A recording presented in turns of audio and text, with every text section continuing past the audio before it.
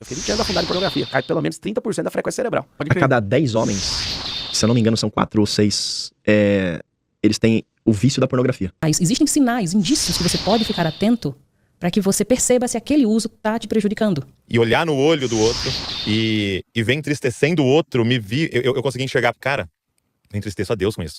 Só que... Lidar com vício em pornografia, assim, como que o homem vence isso hoje em dia? Como que você lida com seus pacientes que chegam pra você falou que recebe muito? Qual que é o processo para fazer o cara lidar com aquilo? Você quer resposta rápida ou resposta mais complexa? A complexa. Tá. Vou dar as duas para você. De forma rápida e inicial, de fato, o protocolo para tratamento de vício em pornografia é abstinência. Você tem que entender que isso pode se comportar como um vício, e a abstinência, inicialmente, ela vai te dar um suporte para lidar com aquilo. Mas o tratamento em si é muito baseado em terapia cognitivo-comportamental e, em alguns casos, com medicação. Então, cada caso é único. Porque muitas vezes o cara chega lá para mim com um vício em pornografia, dependendo da forma como tá, ele não necessariamente tem um vício em pornografia. Será que esse cara não tá num quadro de mania? Ele tem um transtorno bipolar e tá num quadro de mania? Entendo. Então, é uma avaliação muito individual. Se eu vejo que ele tá num quadro de mania e o vício de pornografia está associado a isso, eu não vou aplicar um protocolo para tratamento necessariamente em vício em pornografia. A gente vai olhar a questão da bipolaridade, a questão da medicação. Então, é muito essa junção. É importante as pessoas entenderem que é importante buscar ajuda. Só a abstinência não resolve. Os meninos jogam na internet, eles vão cair muito no negócio do movimento NoFap. Eu sou bem contra essa ideia de só NoFap, porque na maioria dos casos não vai funcionar. Ele vai te dar um suporte, porque a questão não é... Quando você levanta a bandeira desse NoFap, o que você está dizendo? Masturbação também não é legal. E não é assim. Dentro do processo em terapia sexual, o que eu vou fazer com aquele sujeito? A gente vai ressignificar o processo. A gente vai trabalhar desde uma dessensibilização sistemática a uma reestruturação cognitiva. A gente vai buscar... tem o processo da abstinência de pornografia. Só que se eu tiro aquele vício do sujeito, vai colocar o quê? Vai deixar ele sem nada? Vai só aguentar? Uma coisa que o Wesley fala que eu acho sensacional. Você não ganha da tua dopamina. Você não briga com a tua dopamina. E a questão da pornografia, o que ela faz é isso, né? Ela mexe com os teus neurotransmissores e ela faz com que você tenha um disparo muito intenso de dopamina, porque ali, no ambiente do contexto da pornografia, você não tem que ter desempenho, você não tem que ter troca com o outro, você não tem ansiedade. É só você ali naquele mundinho. E você tem 1 milhão de possibilidades. Quem tem essa questão do vício em pornografia, ela não vai assistir um filme do começo ao fim. O problema é que você abre 300 abas e você vai pegando pequenos cortes de coisas que vão hiperestimulando você. E você vai fazendo aquele condicionamento. Quando você vai para a vida real, a mulher não vai ter aquele corpo que você está vendo no filme. Não vai ter aquela resposta que você busca. Aquilo não vai te causar a satisfação, você não vai ter o disparo dopaminérgico que você precisa, que você se condicionou. Então, digamos, se você precisava disso aqui, se a pornografia condicionou você a ter isso aqui, de disparo de dopamina, com uma outra pessoa, o único limiar possível é isso aqui.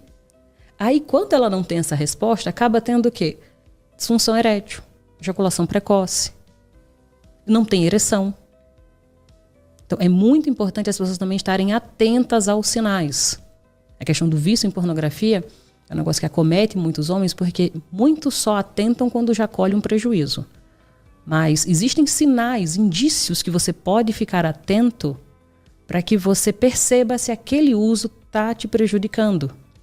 Então, por exemplo, se você começa a perceber que você está se isolando socialmente, que teus amigos chamam você para sair, você não quer sair porque você quer fazer uso de pornografia. Você começa a ter muitos pensamentos sobre pornografia ao longo do dia. Você começa a ver pessoas na rua e você começa a objetificar as mulheres, geralmente. Quando você começa, se isso está acontecendo, se você está se isolando socialmente para praticar o vício, se o teu pensamento está objetificando as pessoas, cuidado, dá uma segurada. Aí eu acho que você fazer esse processo de abstinência e ver como você se comporta, tenta ficar sem, já que você não é viciado, então fica sem, então segura aí, 14 dias. que é geralmente um prazo assim que para você iniciar, passar os mais difíceis. Então através segura 14 dias. Ficou de boa? Então beleza. Interessante isso. Eu faço jiu-jitsu e tem a família Gracie, que fundou o jiu-jitsu aqui no Brasil. E eles tinham uma prática interessante.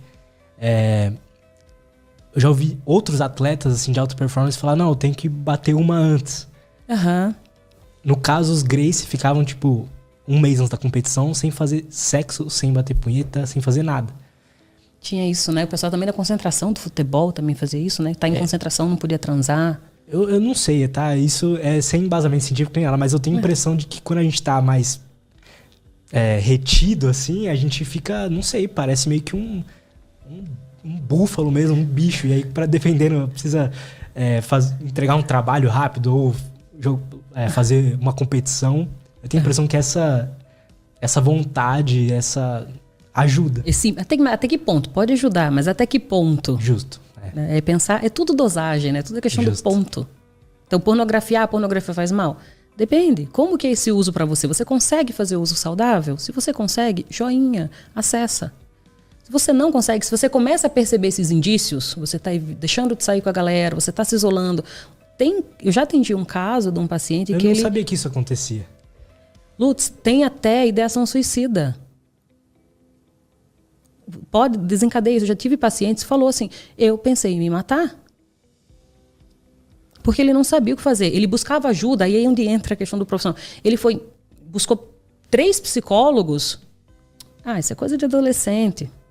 Não, mas faz parte, tudo bem. E ele sentindo que tinha alguma coisa diferente ali, que ele estava fazendo um uso excessivo, que ele estava na rua e ele tinha um gatilho de uma menina que ele viu e ele queria se isolar para se masturbar.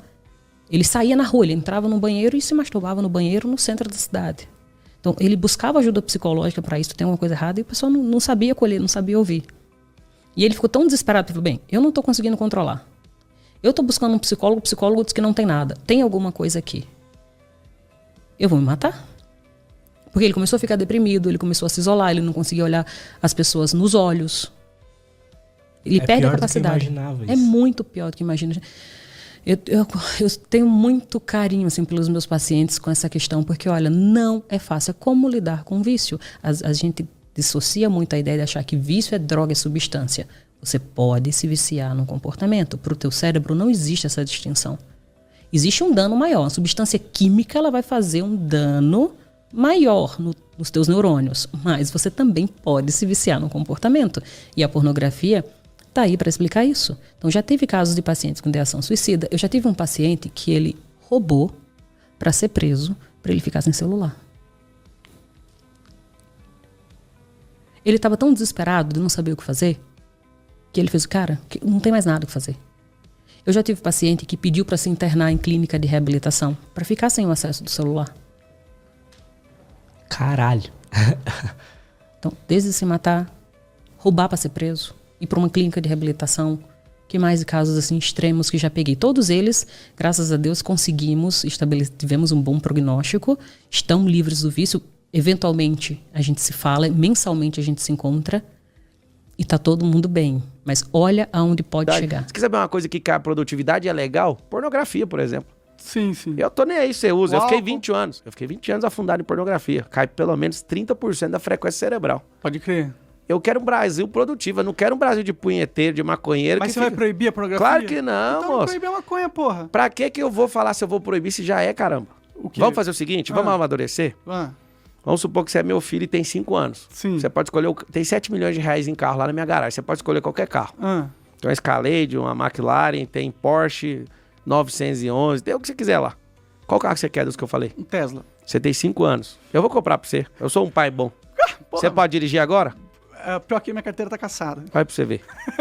Então, como você não pode dirigir, o que eu vou propor pra você? Cresce primeiro, amadurece primeiro, porque eu vou te dar um Tesla, filho. Tá. O Brasil é um menino ainda pra falar sobre legalização de drogas. A gente tem que tratar problemas prioritários primeiro. A gente puxou lá na sua rede social, quando você fala que a questão da pornografia, ver pornografia, ela pode acabar com a vida de uma pessoa. O que você quer dizer com isso? A cada 10 homens, se eu não me engano são 4 ou 6, eles têm o vício da pornografia. E é interessante isso, porque pornografia, ela destrói casamentos, destrói relacionamento. Eu tenho pessoas que fazem parte dos meus grupos de mentoria, de esposas que vêm falar comigo, eu preciso que você me ajude, porque meu marido é viciado nisso. E eu preciso que você me ajude, porque meu casamento está sendo destruído. Ou seja, a pornografia é como se você estivesse dando um passo para você fazer coisas piores no seu relacionamento. E o que eu quero dizer com isso é que a pornografia, ela rasga a sua identidade espiritual. A pornografia, ela rasga exatamente aquilo que você nasceu para ser. E isso é muito viciante para o homem, né?